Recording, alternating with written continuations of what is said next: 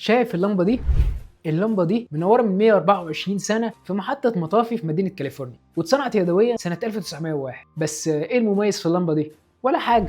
هي بس دليل على ان الشركات ممكن تصنع منتجات معمرة ما تحتاجش تصلحها او تغيرها، لكن ده مضر لاي بزنس. ليه؟ لان لو المنتج ما باظش فاللي هيشتري مره مش هيشتري تاني. وعشان كده اجتمع كبار مصنعي اللمبات زي فيليبس وجنرال الكتريك وازرام سنه 1924 وعملوا تحالف بينهم سموه ذا فيوبس كارتل، واتفقوا مع بعض على معايير معينه بحيث يخلوا اللمبه الواحده تشتغل ل1000 ساعه بس وبعدين تتحرق، واللي يخالف الشرط ده ينزلوا عليه عقوبات ومخالفات. يعني المهندسين اللي كانوا شغالين زمان على تطوير اللمبات عشان تشتغل لمده اطول بقى هم نفسهم بيشتغلوا عشان يخلوا اللمبات دي تشتغل في النطاق ده بس. طيب هم ليه اتفقوا على حاجه زي كده؟